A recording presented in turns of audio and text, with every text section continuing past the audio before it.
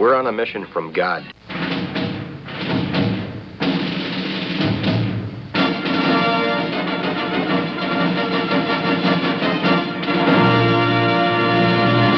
And now for something completely different.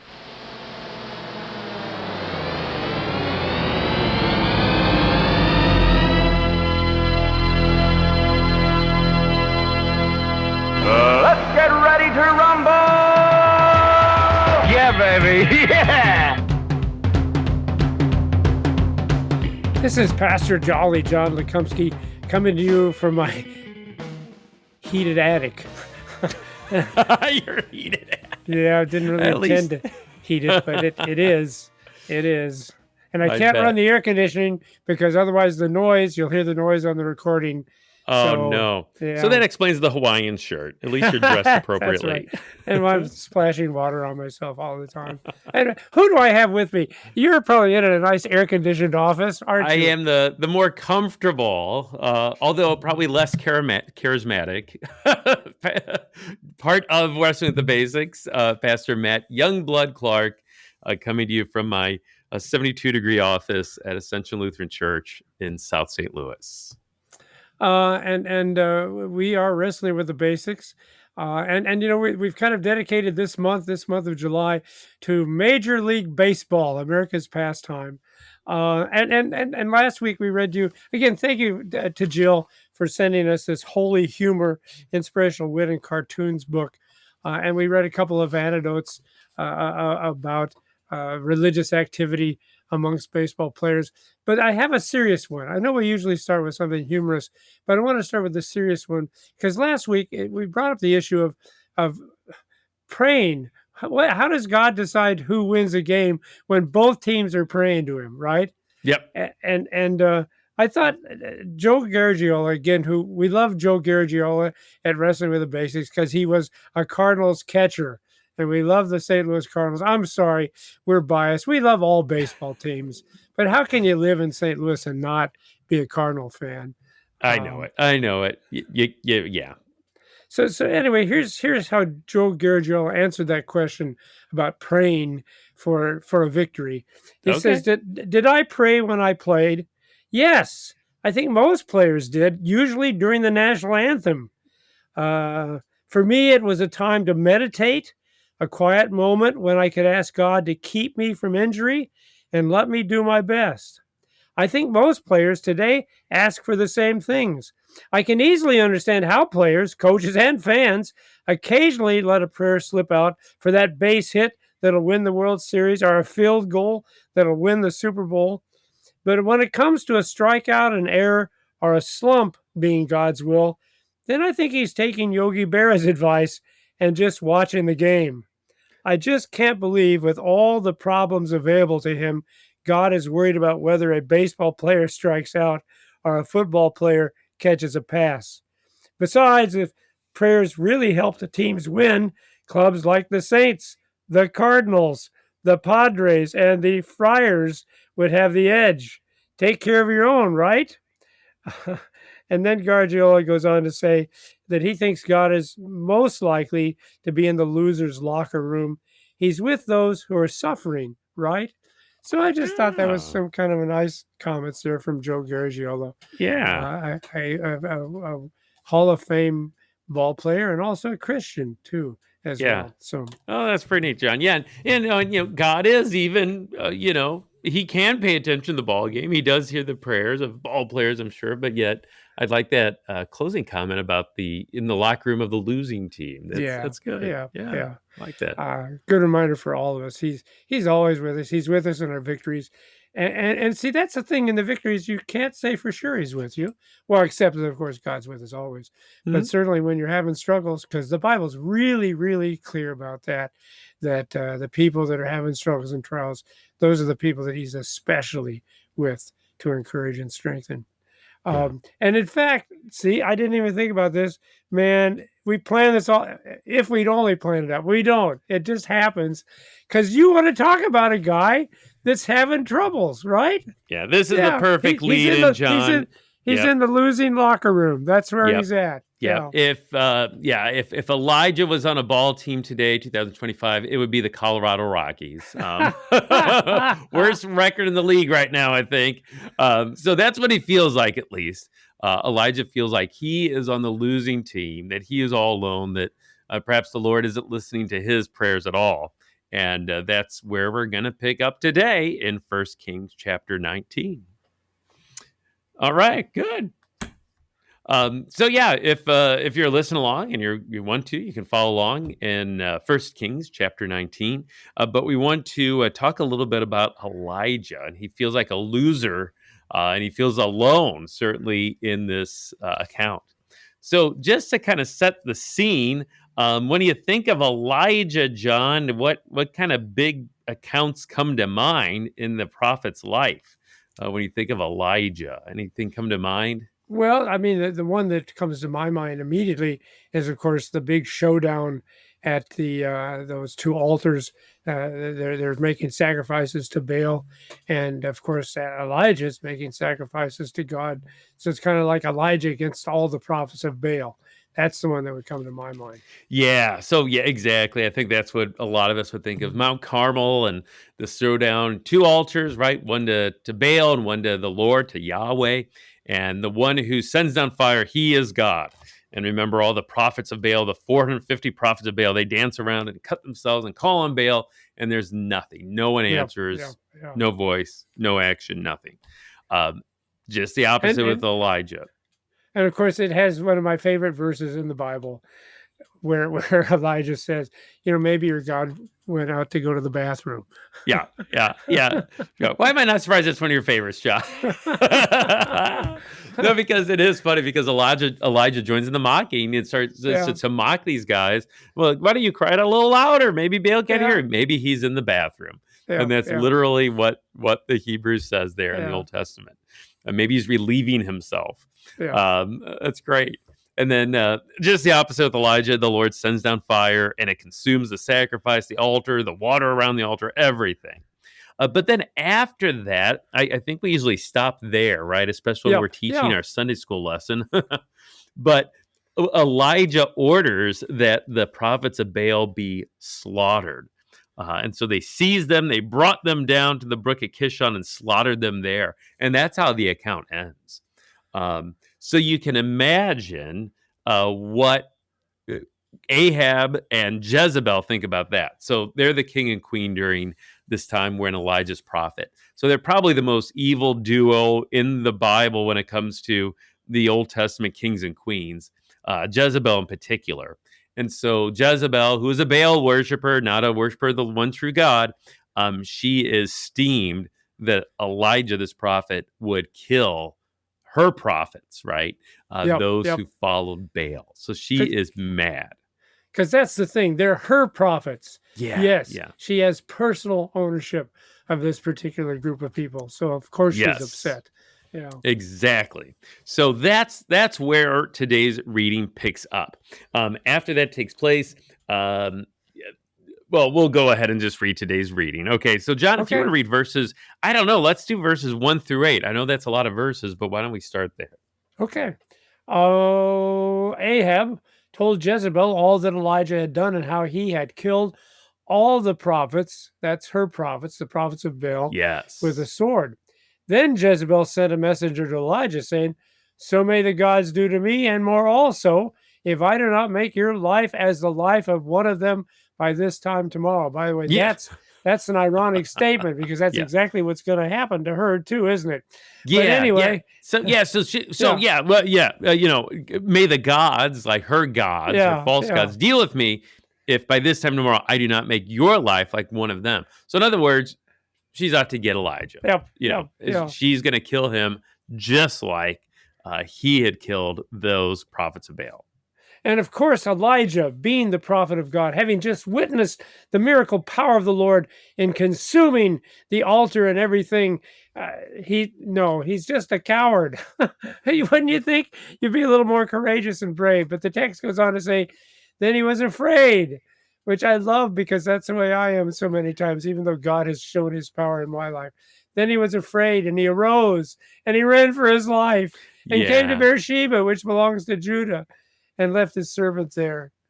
But he himself went a day's journey into the wilderness and came and sat down under a broom tree. And he asked that he might die, saying, "It is enough now, O Lord. Take away my life, for I'm no better than my fathers." And he lay down and slept under a broom tree. And behold, an angel touched him and said to him, "Arise and eat." And he looked, and behold, there was at his head a cake baked on hot stones and a jar of water. And he ate and drank and lay down again. And the angel of the Lord came again a second time and touched him and said, "Arise and eat, for the journey is too great for you." And he arose and ate and drank, and went in the strength of that food 40 days and 40 nights to Horeb, the mount of God. Yeah. Thanks, John. Yeah. So, yeah, some great insights here. So, yeah, first of all, Jezebel's out to kill him, out to get him. And, you wonder, what is, after seeing the mighty acts of God, right? Just having this showdown on Mount Carmel, it's undeniable. The Lord is God. Yet, what does Elijah do? He runs for his life. Yeah. And we even have that detail. He's even afraid. He's afraid, and he runs for his life. When you think back on Elijah's life up to this point, he seems like he's pretty brave, right? Brave in the Lord. The other thing is, again and again, it's the Lord leading him. Elijah, go here. Or Elijah, speak this. Thus says the Lord. And now this is a point where Elijah does his own thing, right? Yeah. He's afraid. He decides to run off, and he runs south there all the way to Beersheba. And he's kind of taking matters into his own hands rather than trusting the Lord or looking for the Lord's guidance here. And then he prays. He prays. We were just talking about prayer, right? But what a prayer, though. Yeah, what a prayer. So what's his petition there, John, in his prayer? Yeah, just take my life. I'm no better. And you have to admit, there's maybe some truth to that. Maybe he's experienced a little guilt. Maybe he knows he shouldn't be running away in fear, that he should be trusting the Lord. So there might be some honest repentance there, that I'm just like the fathers that came before me. I think you're right, John, because he says, I'm just like the fathers that have come before me. And I am no better than my ancestors, right? Yeah. So what ancestors do you think he's talking about? What forefathers is he talking about? You tell me. Yeah, I think, we could probably go all the way back to Adam and Eve, right? The first, the ancestors of everyone and their sin. But I'm thinking probably those who were Israelites, and especially perhaps those who were in the wilderness, those who were on their way to eat to the promised land, and how they grumbled and complained before the Lord time and time and time again. And Elijah probably recalling that. Just suffice it to say he's no different than his ancestors. That's not a good thing. He's recognizing, as you said, his fallenness. He's recognizing that his imperfection here. And you wonder, if part of this is fear, certainly, but also now as he runs away, this realization that, I'm no better than the ancestors before me. I'm just as sinful, I have just as much lack of trust in the Lord. Take my life. So I think that is kind of interesting. He's running away to save his life, and yet his petition is, take my life. Yeah. And perhaps it's just that he wants to put his life into the hands of the Lord, and rather than Jezebel. I don't want Jezebel to murder me. I don't know what nasty thing she's going to do to me. But Lord, you go ahead and take my life. I'm no better than my ancestors, my forefathers. Yeah. And I think it's interesting that God doesn't argue with him. That's true. Yeah, well, that's true. He's not like, oh, you're not so bad, Elijah. No, he doesn't. No, God doesn't argue with him. Yeah. No. Yeah. In fact, I love that phrase, arise and eat, for the journey is too great for you. Yeah. You are right, Elijah. You cannot handle this. However, I don't think taking your life is the solution we need. Yeah. So the Lord doesn't argue with him, doesn't say, oh, you're not so bad. But he does say, get up and eat, for the journey is too much for you. Yeah. I think I really like that. Boy, that could be a sermon, right, John? Yeah. The journey is too great for us. So, during the times when we're in the losing team, when it feels as though the world is against us, when there are those times when we realize our own sin, as Elijah does here too, and we're convicted of it, The journey is too great for us. This journey of life, this journey to the promised land, is just too much for us.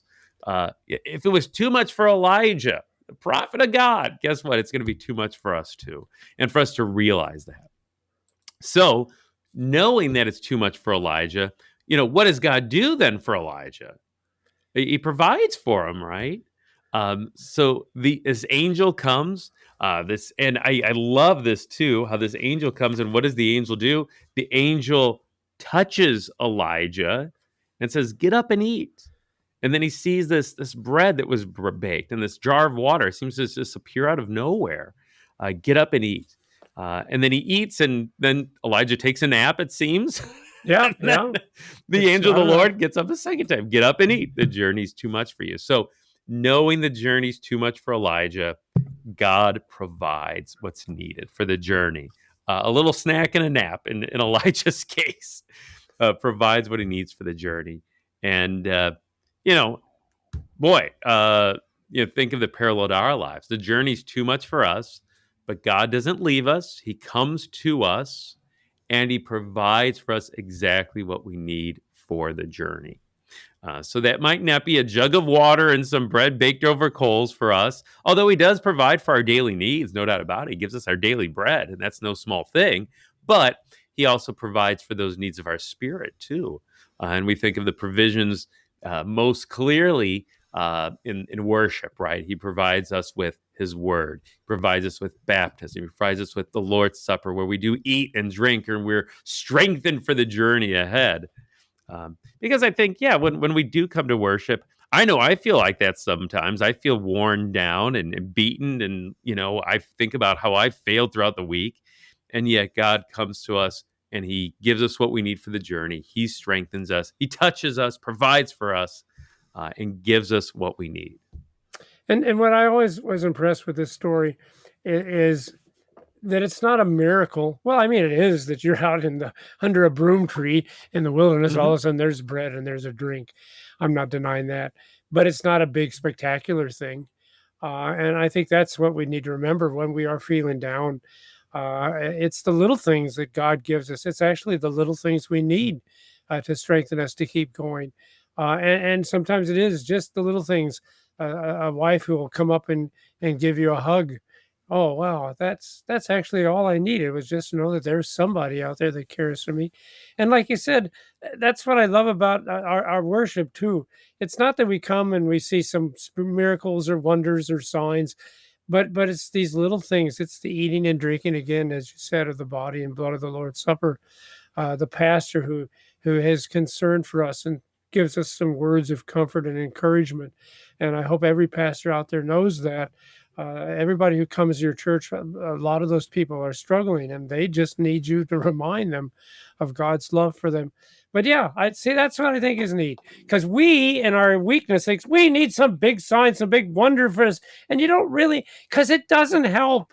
As we've already seen with Elijah, he had the big wondrous sign, did not help him at all. It's the little things that God gives us, both in our physical needs and certainly, as you alluded, in our spiritual needs. That's what will really get us up so that we can continue the journey. Although I want to say real quick too, Matt, see, I think that's the key of this story. That's what people don't understand. They think we go to church so that we can feel bold and confident. I think part of the reason we go to church is to remember, no, what God requires of us is way more than we can do. But that's okay, because what's impossible for man, all things are possible for God. And that's what we do. We turn to the Lord. Exactly. The recognition, the journey is too much for us. Yeah.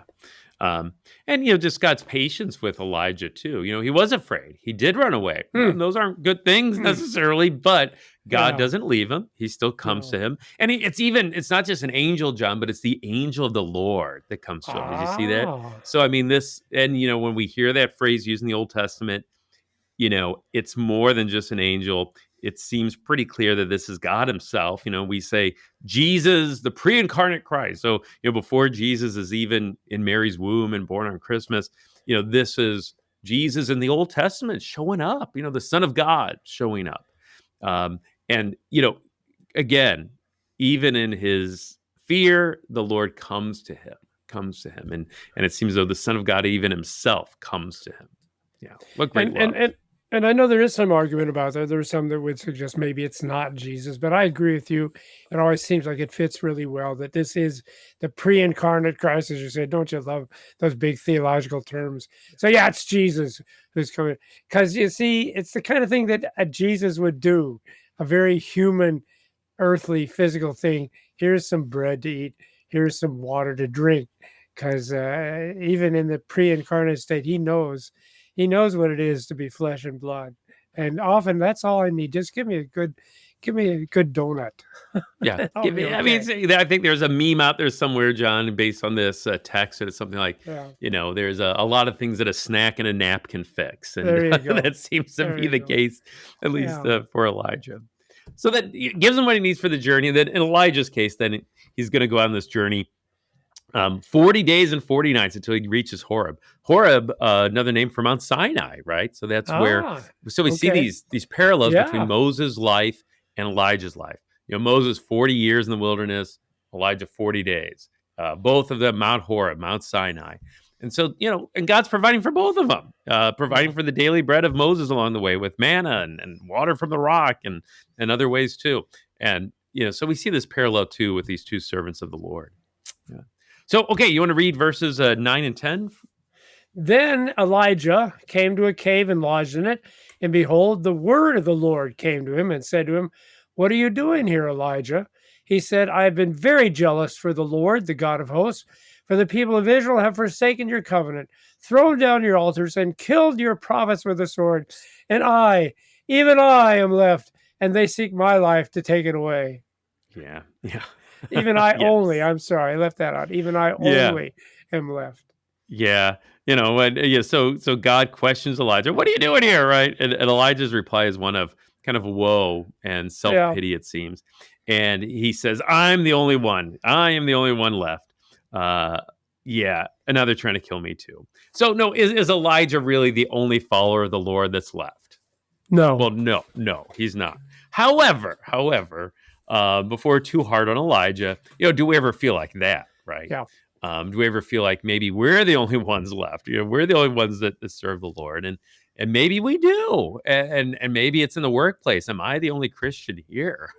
Or maybe it's in the school hallways. Am I the only Christian here in my school? The only one that's living out my faith and willing to say no to things that are not God pleasing, right? And to follow the Lord. And I think that, there's times when we feel that way. You and I, John, as pastors, we'll probably spend most of our time hanging out with Christians, not even just Christians, but Lutheran Christians, right?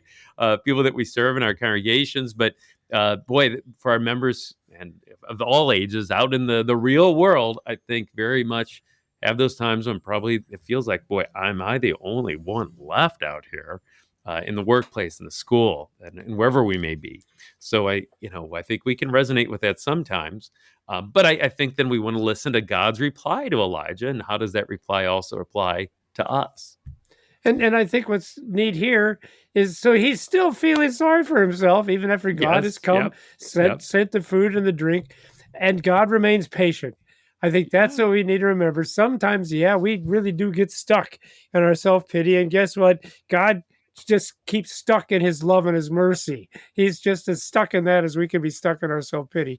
So how far do you want me to read, Matt? Yeah, the steadfast love of the Lord that never ceases, and we see this evident in Elijah's life. Let's read verses 11 through 13. And let me reiterate that word, steadfast. That's the operative word. I'm sorry, I wasn't paying attention. What verses did you want me to read? 11 through 13. All right. And he said, this is God speaking. And God said, "Go out and stand on the mount before the Lord." And behold, the Lord passed by, and a great and strong wind tore the mountain and broke in pieces the rocks before the Lord. But the Lord was not in the wind. And after the wind, an earthquake. But the Lord was not in the earthquake. And after the earthquake, a fire. But the Lord was not in the fire. And after the fire, the sound of a low whisper. And when Elijah heard it, he wrapped his face in his cloak and went out and stood at the entrance of the cave. And behold, there came a voice to him and said, "What are you doing here, Elijah?" Okay, so we'll stop there for a second. So God makes himself manifest to Elijah, and he witnesses all these natural wonders, right? Yeah. The wind, the earthquake, fire. Now, can God appear in those things? Yeah. Sure. He does. In fact, it's kind of interesting, John. There's examples in the Old Testament where he does. In Ezekiel 1, he's there and accompanied by the winds, a windstorm. In the book of Numbers, of course, we hear about earthquakes, right? And God swallowing up the people associated with Korah and his rebellion. Exodus 19, of course, we have God's presence in fire. But God, in this case, doesn't choose to appear to Elijah, make himself manifest in those ways. How does he appear to Elijah? How does he make himself known to him? In a whisper, right? A whisper. Yeah. And why do you think that is, John? Why in Elijah's case does God appear in a whisper? Well, let me tell you this. You do not want to see the God who comes in an earthquake and a fire and all that, because as the stories you related, those are stories of God coming to judge. Judgment, all right? Yeah. We want the still small voice. That's what we want. It may not seem very impressive, but trust me, that's the thing that changes people's hearts, changes our hearts and our minds. So, yeah, that would be my thought. Yeah, I think, just again, the steadfast love of the Lord, his compassion, and in Elijah's state of fear already, comes to him in a whisper. Yeah. But I think it's important to remind, he's reminding, I could come in a different way. And indeed, for the people that are opposing you, I can come in that way, but I'm not coming to you in that way. No, I would not break a bruised reed or extinguish a dimly burning wick. Nope. So I'll come to you very, very gently in a quiet word. Yeah. Yeah, exactly. And, and again, how God reveals himself to us today, too. It's not always in a whisper, an audible whisper from the Lord. He doesn't promise that for us, but he does promise to come to us in his word, the written word, the proclaimed word. And that's a wonderful thing. Yeah, wonderful. All right, John, as we kind of wrap up today, God assures Elijah of one other thing, and let's skip down to verse 18. One other thing that the Lord assures Elijah of, if you could skip down there. Okay. Yet I will leave 7,000 in Israel, all the knees that have not bowed to Baal, and every mouth that has not kissed him. Yeah. So, again, one of Elijah's complaints was that he's alone. He's the only one left. Yeah. And God assures him too, no, Elijah, I've left 7,000 in Israel who haven't worshiped Baal, who are still followers of the Lord. And I think for us too, hopefully to take heart in, there's Christian community too. That there's others too who are followers of the Lord. Be strengthened by them, by their company, by their witness, by their words. And where can you find those followers of the Lord? Well, probably a church, I'm guessing. So when you do feel alone, come to the Lord's house. Gather with brothers and sisters in Christ. Be encouraged as we encourage one another. In very tangible ways. That mutual conversation, encouragement of the brothers and sisters, that's such a gift from God. Yeah. Any last thoughts, John? Just I would like to say that's what Matt and I are here for. I mean, we do not know you personally, but I hope that the words we speak to you will encourage you, especially when you find yourself feeling like Elijah, that the Lord is definitely with you in love and mercy. And steadfastness, as you said, Matt. Thank you for listening to Wrestling with the Basics.